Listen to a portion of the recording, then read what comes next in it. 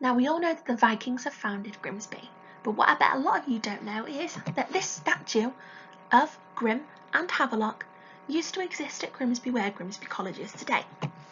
For 33 years this statue proudly stood at Nuns Corner. But who were Havelock and Grim?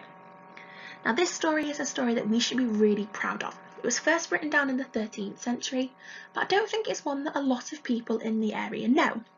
But it is why we are called Grimsby. Now there are a lot of people in the story, but hopefully it'll make some sense to you and you will see how important and how brave Havelock and Grim really were.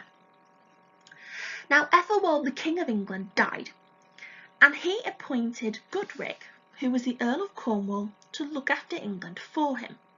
Now Godric is a really treacherous earl, he's not a very nice man, and he imprisons the young princess Goldberg and assumes total rule of England. At the same time, the King of Denmark also dies, and he entrusts his 3 children and his kingdom to another earl. Now this earl also breaks this promise, and he murders the 2 daughters, and he orders a fisherman called Grim to drown the son called Havelock.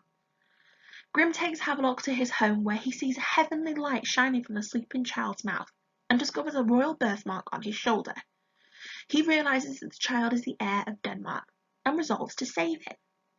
His family flee the country, sailing his fishing boat to Lincolnshire. Grim sells fish in Lincoln, helped by Havelock, who has grown as strong as 4 men. When famine strikes, Grim sends him to the town where he finds work as a kitchen porter in Godric, the Earl of Cornwall's castle. He works hard and gains a reputation for being a strong, handsome and popular man. When Godric holds games at Lincoln, Havelock beats the champions at shot put, and the Earl, believing that he isn't anybody important, decides to marry him to Goldberg. Despite her reluctance, the pair are married, and they return to Grim's house. But they find that he has died, but his children welcome them. At night, Goldberg also sees the light streaming from Havelock's mouth, and she sees his birthmark. A voice tells her that he will be the next King of England and Denmark. So they travel to Denmark, taking Grim's 3 sons, Robert, William and Hugh, with them. They befriend an earl called Earl Ub, who invites them to his home. Fearing for the couple's safety, he lodges them with a knight. But when the house is attacked by 60 thieves, Havelock and Grim's sons fight for the whole night. In the morning, the Earl arrives and surveys the carnage, before taking Havelock and Goldberg to his castle and placing them in a chamber next to his own. As they sleep, the Earl and his men also see the light and birthmark, and they realise that Havelock is their rightful king. They pledge their loyalty, and they give his identity to the Danish people. He knights Havelock, and the people accept him as their king with much celebration. The original Earl, Earl Goddard, who gave him away, is punished, and he ends up being hung.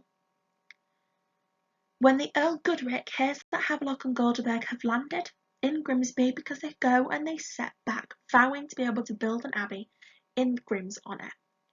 He assembles an army in Lincoln and convinces the English people that the Danes are invading. In the ensuing battle, many men are slain. The Englishmen welcome Goldberg as their queen, and they give loyalty to Havelock. They say that Godric should be humiliated and burnt as a traitor.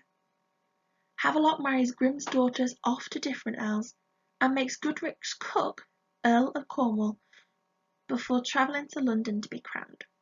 He entrusts Denmark to the Earl who originally helped him, and he and Goldberg rule England for 60 happy years. They have 15 children, all of whom became kings and queens. Now, this is there. Today it no longer exists at Nuns Corner. In 2002, there was a bid to be able to move it indoors because it kept being vandalised. In 2003, people ended up covering it up with pink material, saying that they were offended by the fact that Grim and Havelock were shown as wearing no clothes.